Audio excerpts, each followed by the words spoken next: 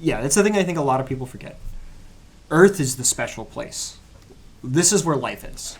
Is there theoretically life elsewhere in the universe? Almost definitely, given its scale and size.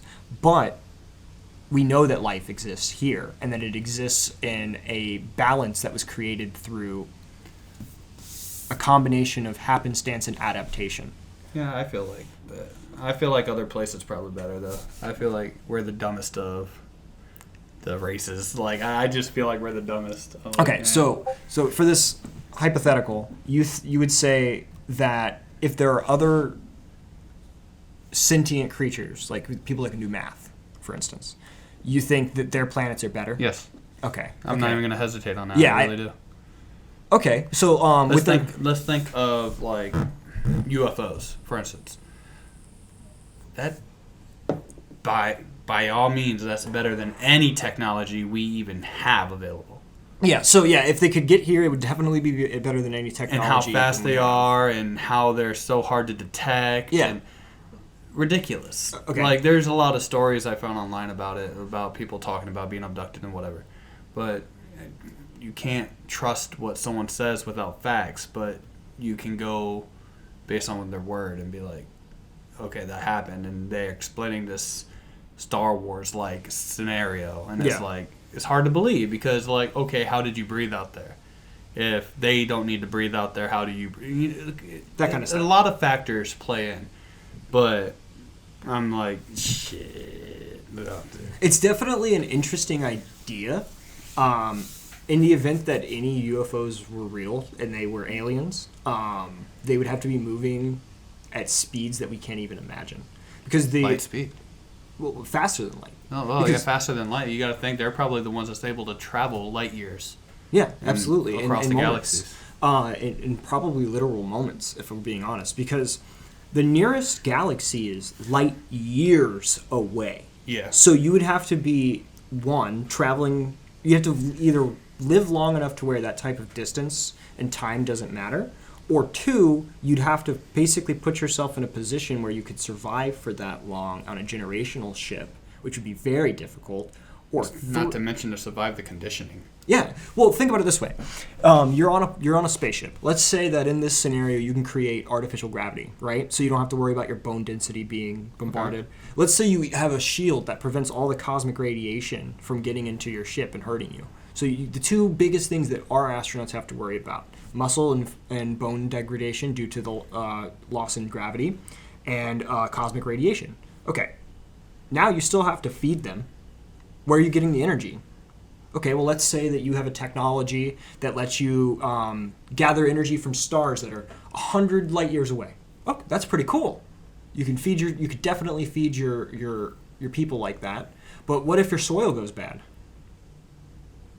True.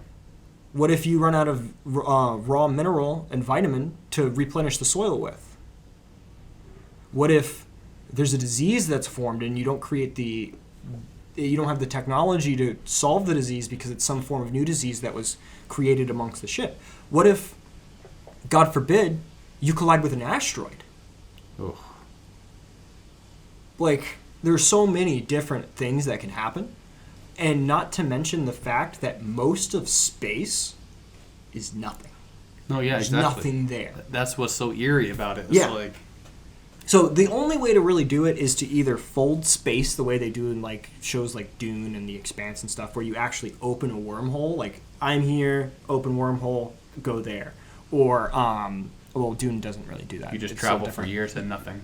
Yeah, those are really your only options. So you have to be kind of like, I know you're not a huge Star Wars fan, but you have to be kind of like Yoda, where 900 years is his lifetime. Right? Yes, the green guy. He's 900 years old at the start of the series, right? And he dies. I believe he doesn't technically die of old age. I believe he dies of heartbreak. Oh. So, and someone's probably, this is the second time I've talked about Star Wars and I may not know what I'm talking about, but I'm almost certain that it's kind of one of those situations where Yoda could have lived for longer. He would have been like decrepit and old, but he could have lived for longer. And in the event that he did, he would have, and because he didn't, it was the reason that he didn't was because of the loss of the Jedi. Sorry, it took me a second to spit that out. Oh, no, you're fine. Because they were his family, and he essentially died of heartbreak. Not certain on that, but I definitely see that Like being Nameks. like Nameks. Like Big Namek. Speaking of, we're gonna do a Dragon Ball Z reaction on the Twitch, and we're gonna VOD it onto my personal reaction channel. It will be under Andrew Reacts. That'll be posted and advertised a little bit soon. And also, we have merchandise, like a bunch of merchandise now. We got stickers, we got hats, we got shirts, we got hoodies, we've got laptop cases, tapestries, shower curtains. Oh, hell yeah. Whatever you I need. need to get me a shower curtain. As of right now, it's just the logo, but we're going to get a bunch more designs out there for you guys. And we're really excited to see what people think. These aren't going to be exclusive to anyone at this point. These items are probably going to stay for sale. And we're just going to leave it up to you guys what you're going to do with them from there. Oh, no. I think there might be a slight audio shift in quality right now because apparently we weren't using the correct sound display even though it was selected, so I apologize in advance for that. But we are back to the podcast after that little technical difficulty. So back to what we were talking about, Star Wars, which you should definitely watch, and all those different like traveling through space type things. So yeah, you would either need to find a space between our universe and time itself and space itself. So essentially, if this is reality, I'm putting my hand up, you would need to go under it or over it or around it and then appear back where you wanted to go, which is kind of how like slip space works in the majority of fictions. You essentially want to go from one place to another, but instead of traveling in this universe, instead you enter another one that's smaller, travel the distance, and then appear where you wanted to go. And that's what I'm saying, that I feel like our technology is just too low. Yeah, definitely. I feel like other life forms out there would have better technology to do that. Yeah. Us, we get out there, like our astronauts would be frozen by the time they get that far. Yeah, I don't think we could launch, even if we somehow figured out some kind of stasis technology, I do not think we could launch into a nearby galaxy with this level of technology that we have. Like, I feel like there's more suns out there to provide warmth, but how far? You know what I mean? Light years. The answer is most likely several light years. And crossing that distance, what for? Like, we have everything we need on Earth. So it would just be our manifest destiny taken over again, where we want to colonize other places. And I don't know, man. I'm not that big of a fan of the idea.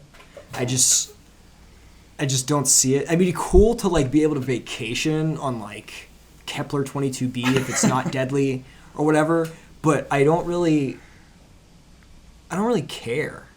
You know what I mean? Because, like, I still think this is special enough. But I do get your point completely. Because, like, if I could go to Coruscant or something, which is another Star Wars planet. Oh, okay. Or Caladan from Dune, which is one of my favorite things of all time. I mean, I would love to. They're water worlds. Like, or the bug planet from Star Wars. I think, not Star Wars, Starship Troopers. Yeah. Oh, you've seen Starship Troopers. Yeah, it's a funny movie. How would you feel if you found out that, like, the brain bug was a real thing, and that there are bugs out there that can shoot themselves across space, and that's the alien race we come into contact with? I don't want to get in contact with them. So, did you not see the kind of guns they needed to use to take those things down? I've seen all the Starship Troopers movies. That brain bug just suck out your brain so it gains knowledge. I'm like, nah. Wait, it's not Starship Troopers that has sequels. I might be thinking of Stargate. There might be sequels to Starship Troopers. I can't remember. There's 3 of them, I believe. Okay, I'm pretty sure I've seen all of them. But I've at least seen what I'm pretty sure is the first 2. Because the first one is essentially him being a soldier and doing his thing. And then the second one, he gets like a position of almost power. and he's working with. I never watched 2 or 3. All I did was watch the so first the first one has Johnny Rico. and Barney Stinson from not Two and a Half Men. Oh my God, Barney Stinson from How I Met Your Mother. I'm very bad. Neil with Patrick actors. Harris. Very very punchable face. The guy with telekinesis or telepathy. Yes. He's Boom. in that movie? Okay, so yes, that's the first one. I know I've at least seen the first one because that's the one where he gets his brain sucked at the end in order to make the brain bug more powerful. Yeah, so if you found out that it was a race like that or a race like our zombies. No, that's what I'm saying. I don't think other life forms would all be the same. No, they'd be Like, very different. They'd be very different. Like, I don't know, like we were just talking about Dragon Ball Z. Like there could be Piccolos out there. Or there could be Boos or Friezas or something like that. Like, there's going to be different life forms. Because if it was all the same... Well, I can't prove that it's all the same. I can't prove that it's not all the same. But... I always thought... my theory is if there is, in fact, life forms out there, it's most likely going to be similar to the film... Or the book... Man, you're having a bad day with this. I am having a really bad day. Isaac Asimov, Red Planet movie or book. He didn't make movies. Not Mars. The other one.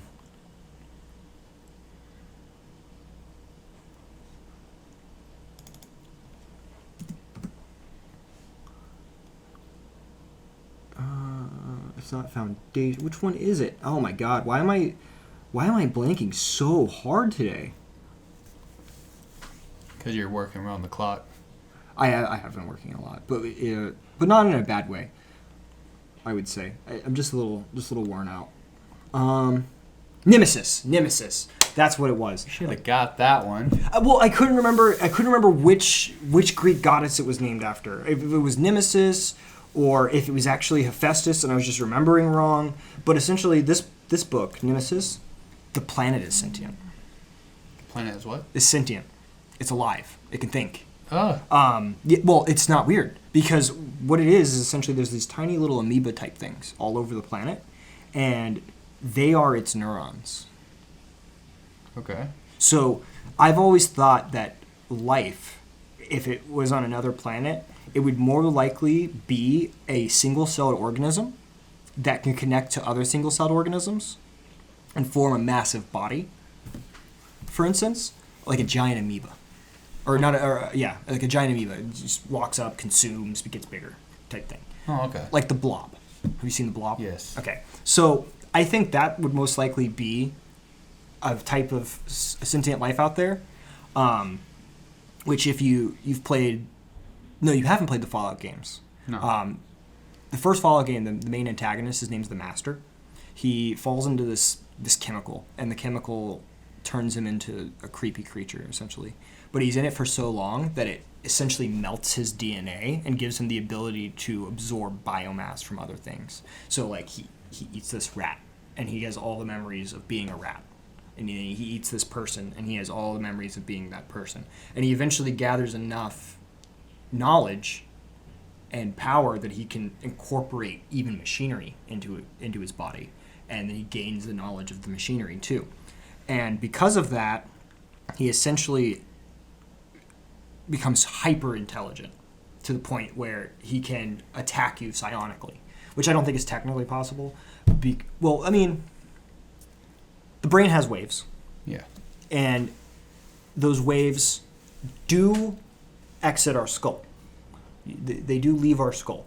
And our body also produces a sound. Every object in the universe vibrates. And because it's vibrating, it produces a sound. And you could theoretically, if you found some type of power source that people could tap into, amplify that ability and send it out at people or something. But I don't think like telepathy or telekinesis is truly possible the way that we think of.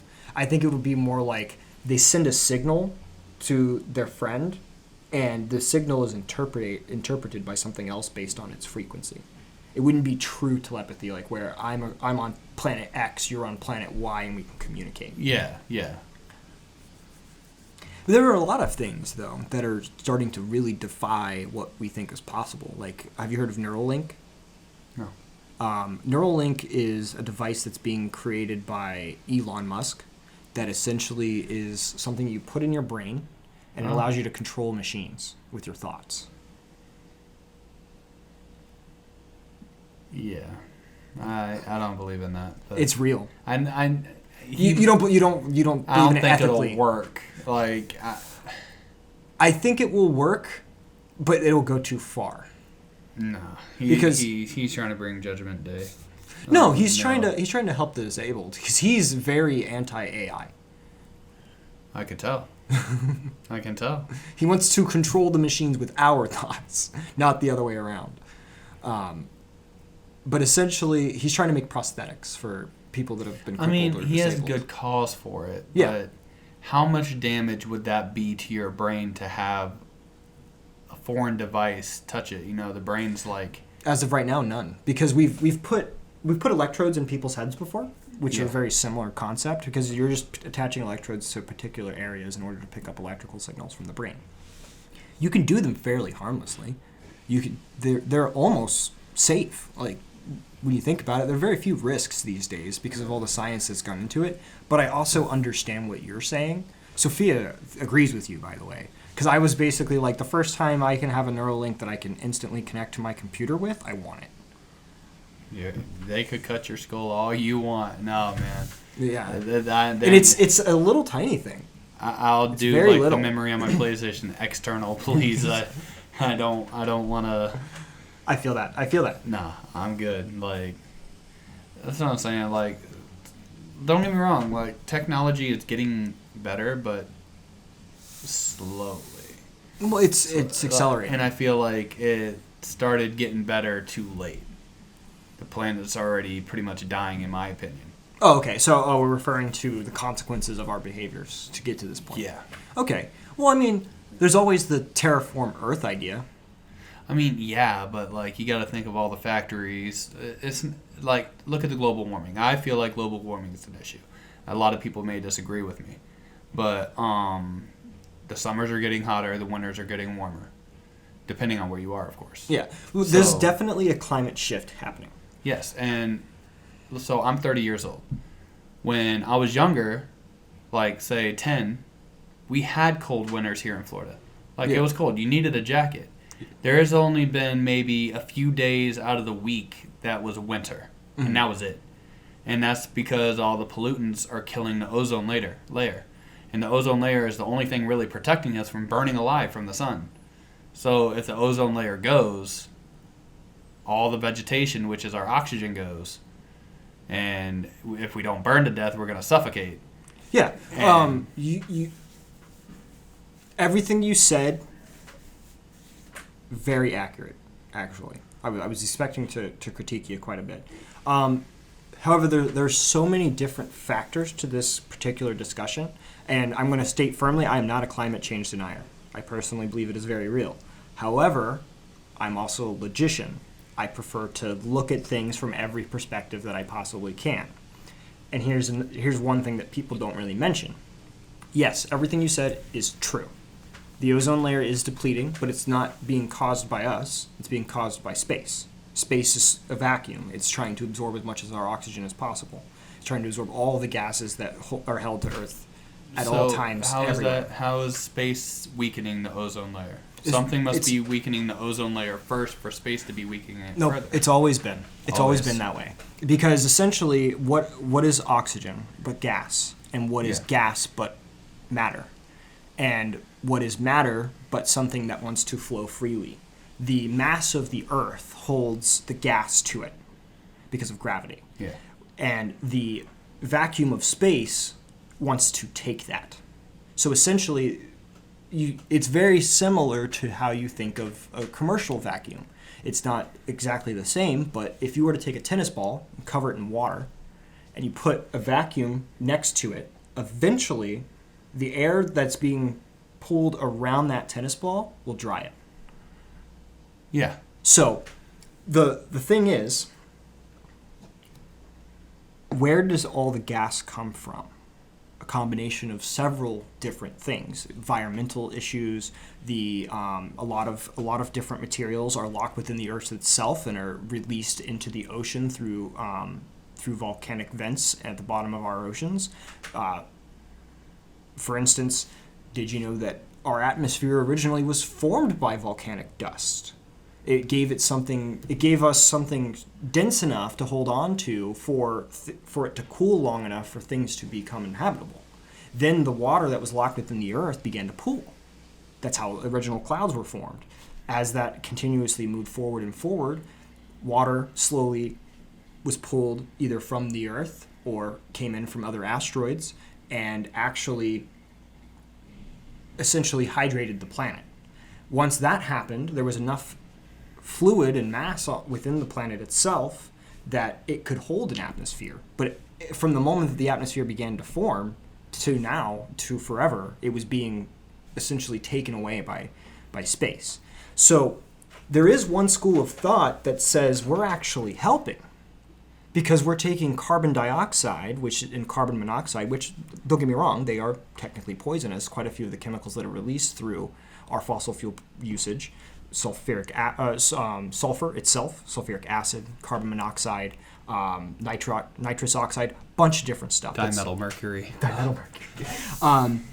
And no one is arguing at this point that we're not having an effect. I mean, all the way in Alaska and in places where indigenous people have never done industrial zones, there's plastic in their water, there's lead in their oceans, and there's radiation, higher levels of radiation than there should be in their plants. So there is, in fact, a massive global change being caused by humanity. No one should be denying that at this point. But there are several schools of thought on this. For instance, did you know that we're not even sure that we're out of an ice age yet?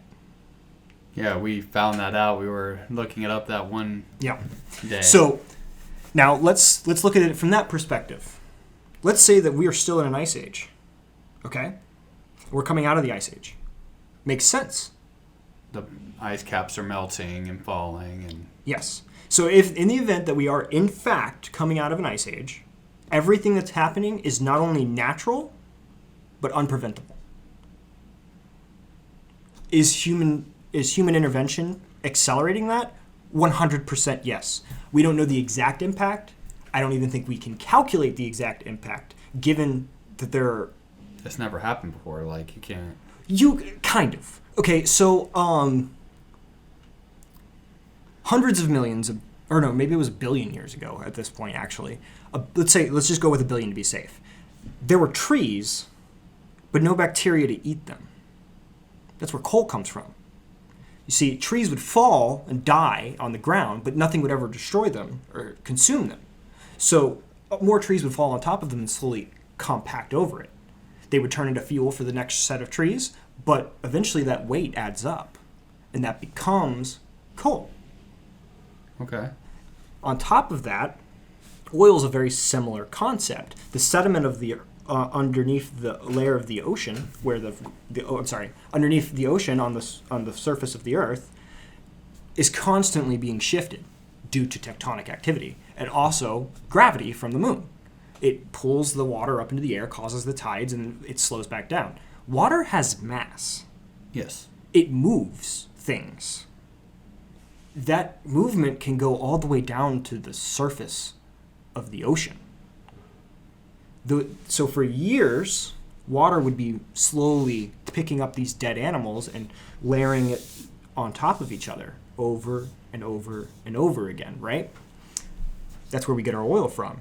So put two and two together, almost the entire planet was covered in oceans. No, yes. Because you can find oil most places. And now that's not an exact science. I believe that there are quite a bit of other animals that can become oil or other materials that can become oil.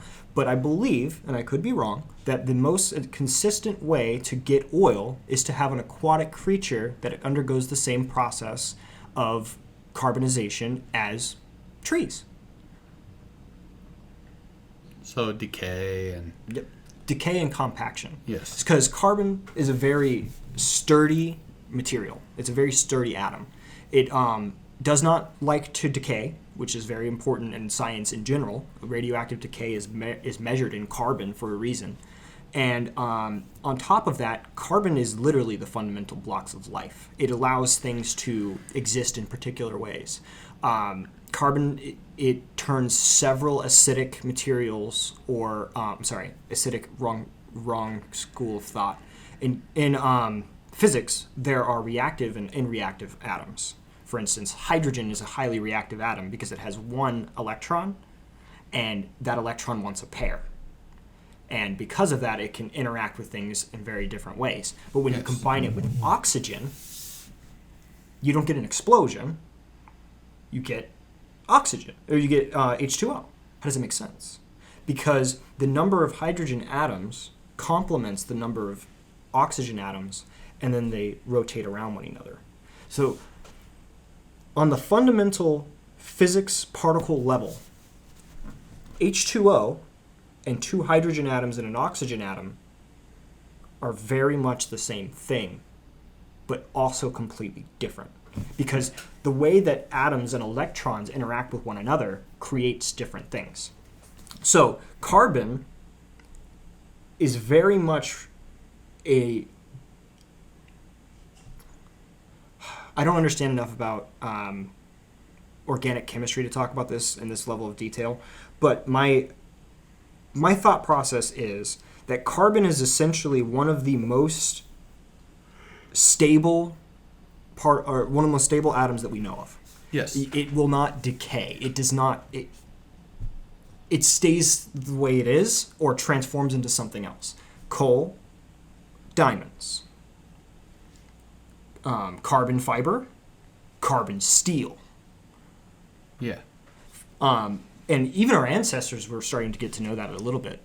For instance, when I was researching for one of the games I want to make, I was looking at ancient metal building and ancient metal craft type situations. Was it all Rome? A lot of it was Rome, but Yeah. I spent a lot of time looking at the Aztec warriors from before the time of the pyramids. Yeah. And they had an interesting tradition of melting the bones of their fallen and their enemies into their weapons, which made their weapons super strong because bones are made of carbon and calcium, which allowed the metal to become a pseudo steel. Speaking of which, did you know you can literally make a sword out of the blood of your enemies? You've got your carbon, you've got your iron. This guy. I was about to say I want to try that now. I was like, wait, how? Hold on, let him explain this real quick. You literally would just kill people. So much blood. This has just become a mature podcast. You would just kill people. You would drain their blood into a pot. You'd let it dry up to get all of the fluid out of it. Essentially, yeah. And then you force all of that into a sword by melting it down into ingots, and yeah, you could totally make a sword out of the blood of your enemies. Oh god. It probably wouldn't be the best sword, but it would be a sword. It'd be more like a whip. Exactly. Now here's the thing. What do you think happens when you have all of these different physics that we're aware of, but the Earth is composed, talking back to aliens for a minute, but the Earth is composed of entirely different material? For instance, Mars. Mars is not too dissimilar from Earth from like an astrophysics perspective. It has a similar gravity, it has the capacity for a similar atmosphere. It has a bunch of different things. Go ahead. I was about to say, I personally believe that Mars is possibly inhabitable. Like Possibly habitable, you mean? Yeah, habitable. Sorry. There are a lot of theories on that. The thing is that there's really no water on the There planet. is now. We know that Oh, there's there water is now? Yeah. So, like... that's not even including the frozen water. You would have to try to get vegetation to grow. Yes, and it's mostly clay. Exactly. Yeah. So, it would be rough, but it would be rough, but it would be possible. Yeah, that's what I'm saying. It's possible. Thing. I would say it'd take a while to get to the point of where it'd be habitable. But as of right now, it's inhabitable for another hundreds of years, in my opinion. Like hundreds, thousands possibly. Because just getting it to the point where we can actually have fertilizer or anything kind of related to soil up there. The good news is that I believe the Martian soil can be viable. I just think a lot of people don't realize that plants don't just need minerals and nutrients. They need a microbiome of bacteria, insects, things like that. So if you were to take a large enough supply of soil and isolate a large enough supply of Martian soil, you could slowly turn Martian soil closer and closer to Earth soil. Yeah. But there's a big problem. The whole planet is essentially covered in rust. That orange-yellow glow, or that orange-red glow that Mars has, is due to essentially being covered in rust. And because of that, there's going to be a lot of difficulty getting that rust out. Rust is very toxic. Yeah. Rust is very hard for any organism to process. It's not a good material, to say the very least. But that tells you something, because where does rust come from? Metal. Specifically, iron. Iron produces rust, because rust is iron oxide. Rust combines with oxygen from the air, and it produces nitrous oxide. Or not nitrous oxide. Iron oxide. Iron oxide. And I want to say a couple of other materials do a similar thing. Not to mention the fact that Mars is cold. Yeah. Like, super cold. It's amazing what a little bit of ways away from the sun will do. Yeah, like, so there are a couple of things that you could do. So let's say you wanted to get it done in one blow. I wanted Mars to be habitable as soon as possible. Okay, nuke the poles. Legitimately. Just go to both of the North and South Pole and drop 1,000 nukes on each. Then you have water flowing into... Hello, wife. Give me just a second. And we're back. We were talking about Mars being made of a bunch of iron and... It's really cold. It's really cold. But yeah, you could essentially nuke the poles to fix that problem. And you would have water, too, as a byproduct. Yeah. And water would wash away a chunk of the rust, too. And then you'd be able to do quite a number of different things. But if you're going to nuke the poles, how does radioactive material interact with water over a long term? And you also have to take in consideration that gravity probably works differently on Mars. Yes. Mars is 67% our mass. So you'd be lighter on Mars. Things would be lighter on Mars. As a consequence of that, its atmosphere is also being sucked up much faster. To put it in perspective, Jupiter being a gas giant, yes, there's rock underneath that. Really? Theoretically. Like, we don't know. I know, that's why I was like, oh, really? So there's most likely a massive rock underneath that, or the main theory that is accepted nowadays is that a large form of gas that existed within space itself formed together to create Jupiter or Uranus or any other of the gas giants. Personally, I subscribe to the giant rock surrounded by gas theory because I don't really see how that works. But then again, I'm not an astrophysicist. Because it just doesn't make... Where did all the gas come from? Like I said, we don't know what's out there. Exactly. Well, we know how we theoretically know how the majority of minerals were made. For instance, the most dense particles in the universe were probably made first, or last. So at the moment of the Big Bang, and then for the moments after, the heat was so high that materials that we couldn't even imagine existing in the modern world did. Like, there's a there's a I want to say it's called Cuons. Yeah, I want to say it's called Cuons. Cuons are essentially a solid made up of so many different energized atom types. So essentially you have a physical space. So it's like think of it as like a block.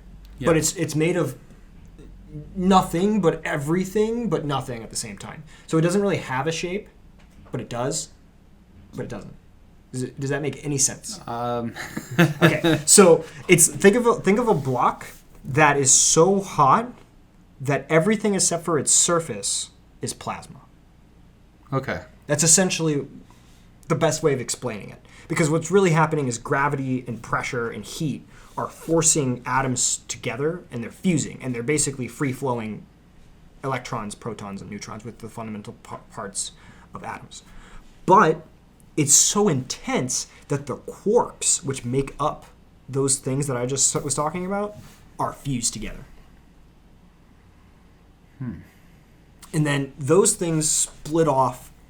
Gravity forced them together, or I think actually it would have been the strong force, forced them together, and then they became atoms. And then those atoms came together under intense heats, intense pressures, and they fused together and become material. So a hydrogen atom, or two hydrogen atoms meets an oxygen atom, the conditions are just right, they become water.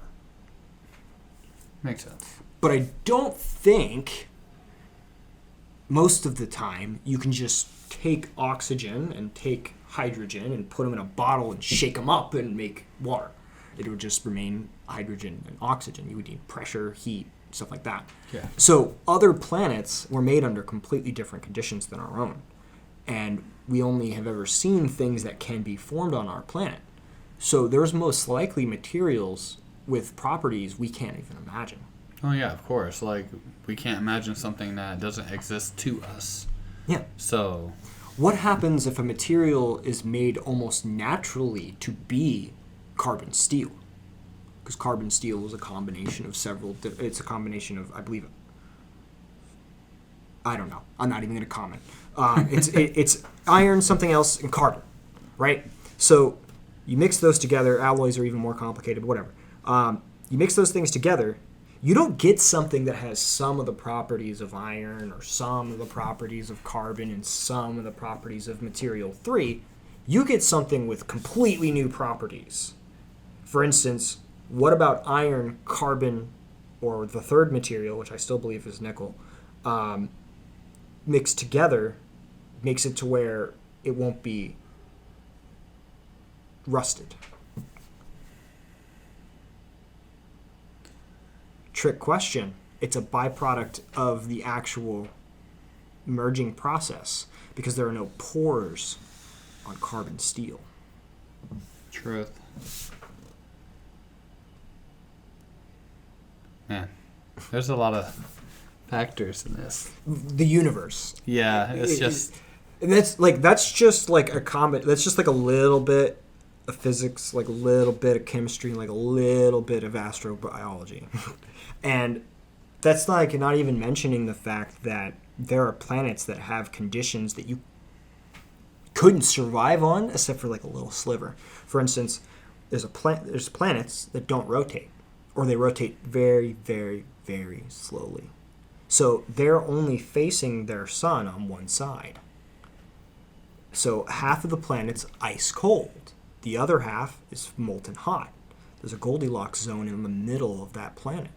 Can life build on that Goldilocks zone? Is there enough raw material coming from the molten side and enough new material coming from the frozen side and asteroids to form life?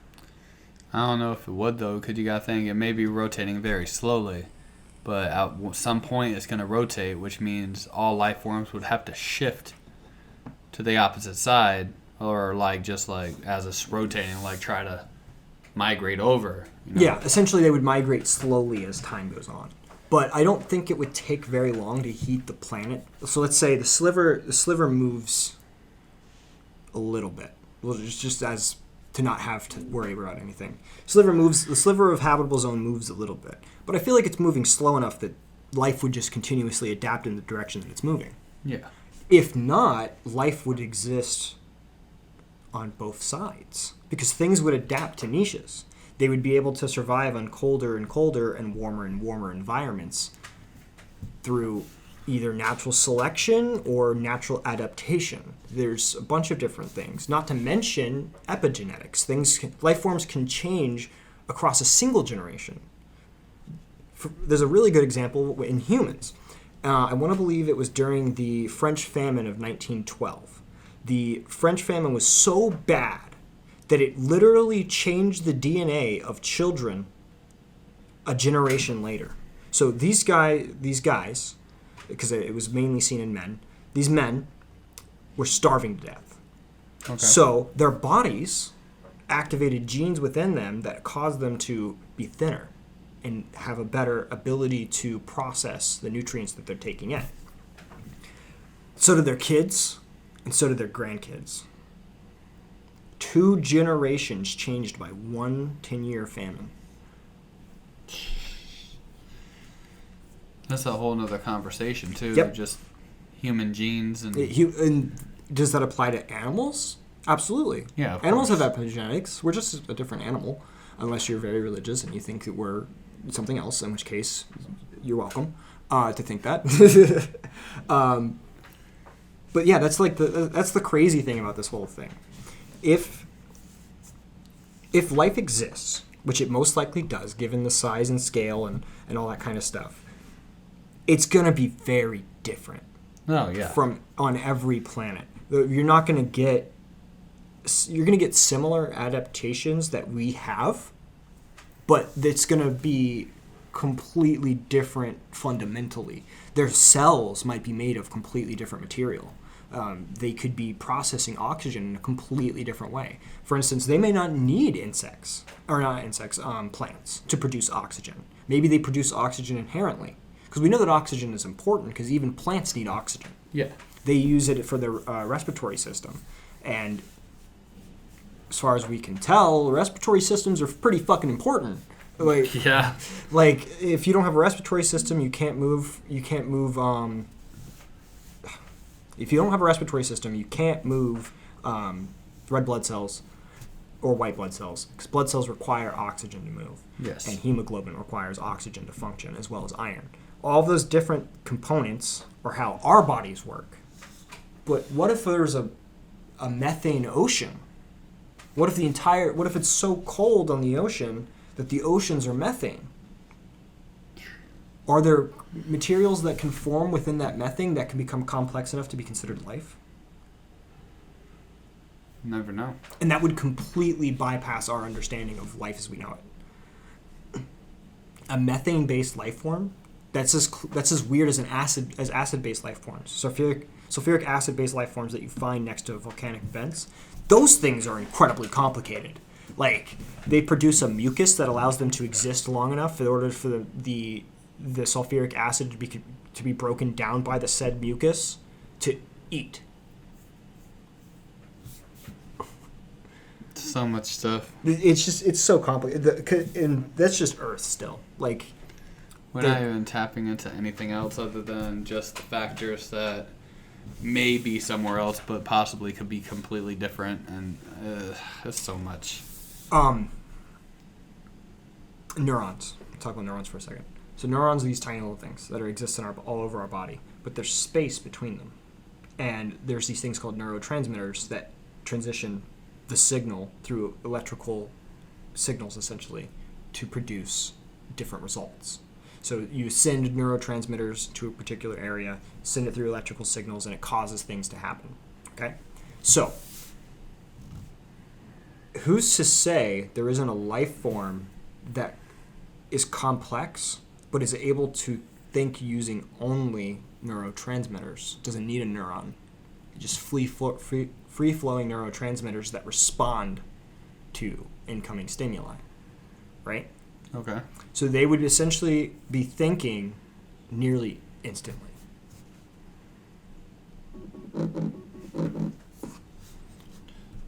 Or what if you had an entire set of cells that each could think on its own through interconnection. It had a neuron that was able to feel its adjustment. Because all seeing light is our body responding to a set of essentially predetermined to us stimuli and converting it into electrical signals in our brain.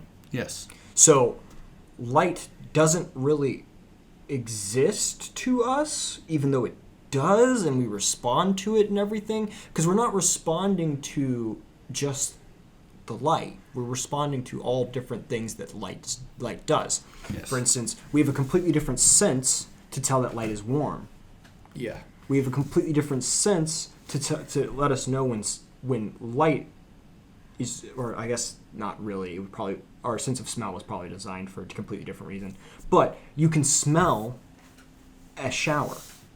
You can smell a sunny day. You can your most of your senses are interconnected in particular ways, like your sense of smell, especially to your memory because of the way that it's wired in. But even more so, your sense of smell can trigger your other senses. So that's all super interconnected. And what if there's a being that's not? Like, what if they are designed in a way to where they have these little feelers all over them and they tell them exactly what's happening? Like, oh, the pressure has changed it changed in this direction with this much force, and the heat has changed in this direction with this much force. Yeah. Those guys are probably the ones building the UFOs. Oh yeah. Because they're probably capable. Instantly, yeah. And then we run into those guys. Those are the aliens. Way above us. I hope those ones instead of the bug people. Bug people would be the worst. Bug people would be the absolute worst. Followed probably by demon-looking guys. As long as they're nice demons. I mean, yeah. Like, if they're nice demons, then I'm just being racist. But if they're not nice demons, I don't want to deal with them. Like, if they're Doom, demon spawns from hell, yeah, no thank you. But there's so many ideas that we've come up with, and chances are we're not even close. Oh yeah. Like, we're not even close to how they actually work. Even I think even mine is possible. My alien species, that's a virus that infects and can change things on a fundamental level. Mm-hmm. Kind of makes possible sense if you have a cell that is capable of interpreting information from things around it by eating its surroundings. Mm-hmm. You can then learn to produce the things that cell had. So and then over time you could adapt things. And if you can control things at the cellular level, you can produce RNA, which adjusts DNA, and you can just rewrite something's genetic code. It's called CRISPR. Have you heard of CRISPR? You can change your genes. You can change your genes? Yes. There's this guy who had a genetic disorder. He was the first person to inject CRISPR in a real body. He had this genetic disorder. Took the CRISPR, no genetic disorder. Oh. Yeah. He had some kind of genetic degenerative disease that would have left him wheelchair bound for the rest of his life, and he's fine. Wow. No side effects that we've seen so far, unless things have been updated recently. But he's one of the only guys. However, 2 babies, Asian babies, China, thank you, China, were injected with CRISPR in an attempt to make them immune to AIDS. The rats that they tried it on were able to navigate mazes 20% faster than the rats that weren't injected with it. Okay. So theoretically, you got super babies. Hell yeah. Imagine a human that's 20% intellectually smarter than the average. You got an alien. You can slowly start to bend that line. And then what happens when they have kids? Are those genes genetic? Most likely. Are they dominant? Maybe. If they have a dominant brain gene that makes them more intelligent, then humanity just gets more intelligent by a consequence over time. True. And you can even see something like that because there's this guy, or I guess it would have been a group of people at the time, who survived the bubonic plague in the UK due to the fact that he had a genetic mutation that essentially doesn't let a disease attach to his cells properly. Okay. So he essentially survived. You can track a bunch of different people that are a descendant of that guy because of that gene. Even more so with Genghis Khan. Genghis Khan, essentially, trigger warning, I guess, raped so many women that you can see his genetic line across the world.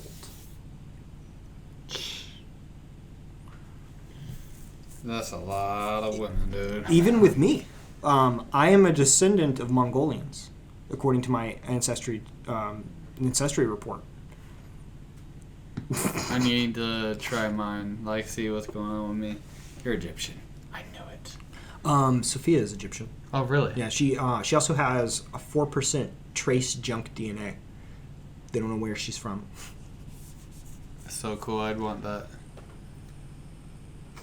And according to the report on her DNA that I read, if I understood it properly, it's as far back as they can go. So they don't know exactly where that DNA came from because it's so much further back than they've actually been able to remap. So she's essentially a race that predates the majority of our considered races in the past. She might be a real alien, bro. She might be a descendant of a real alien. I was sitting here Bring it full circle. She might be a descendant of a real alien. That would explain a lot of her behavior, if we're being honest. Sorry if you listen to this podcast, wife, and you get to hear. Yeah, she's essentially a little bit of everything because she's a Roma, as the term is supposed to be used, and they were a nomadic people for thousands, if not currently, still. And I mean, they put it in perspective. No offense, other people that have been abused, but they, essentially, if you think of a time when people were getting abused, so were the gypsies. Yeah. Because gypsies were persecuted during the Second World War. Gypsies were persecuted during the Samaritan times, even though they weren't gypsies yet, I don't think. They were persecuted by the Christians. They were persecuted by specifically the Catholic. They were persecuted by the Jewish people. They don't have a place because they're so persecuted. I mean, they are a nomadic people, but I believe the historical records kind of think that it's a response to the fact that they were constantly getting spears thrown at them and arrows shot at them.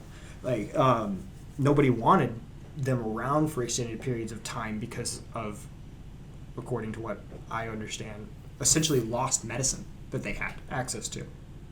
They knew things that we didn't quite understand at the time that seemed to work. And they already had it. Yeah, and they already had it. It was either lost knowledge or gained knowledge. Most likely lost knowledge, because there have been several periods in history where one city has obtained a large technological advancement of some kind just to be overthrown by a weaker civilization that doesn't understand it. More often than not, humans design muskets. The musket people go and shoot the people with the arrows, and then the people with the arrows outnumber the musket people, pick up the muskets, and start using them. Makes sense, yeah. And that's how a lot of technology actually gets done. Most of everything that I think we've created at this point was invented by someone else. Well, not in the modern era, obviously, but it was invented by somebody else. That guy got killed, and so they reverse engineered it, and now we have this new thing. True. I would say that's most of history's inventions for a long time. Yeah. Because, you can't tell me that we only came up with writing once, and then everyone started figuring it out. I mean, that's factually untrue. But even so, let's say, have we talked about chimpanzees entering the Stone Age? And chimpanzees what? Entering the Stone Age. We've never talked about this, no. Chimps are using tools on their own. Okay. And it's not just happening with these one groups of chimps over here that are super smart now, oh, there's a new group of chimps. No, it's everywhere. It's happening all at once. And it predates us interacting with them. Huh. It's been happening for a while. We are part monkey, so. Well, yeah, we're descendants of monkeys. Yes. Yeah, monkeys are one of our common ancestors. So what that potentially means is that in the future, there's going to be another group of human-type creatures that are descendants of chimpanzees. And the cycle will just keep going on and on. Theoretically. Because chimpanzees are the way that they are because they need to be. Yes. They need to be strong enough to fight off the things in the wild. They need tough enough hair covering their body to protect them from insects. And they need a bunch of other different things that they have access to. Well, when you can kill a boar or whatever the fuck you want to eat with a rock from a distance, you don't need to have tough skin anymore. Yeah. You just need to have a good throwing arm. Very true. Which is how humans evolved.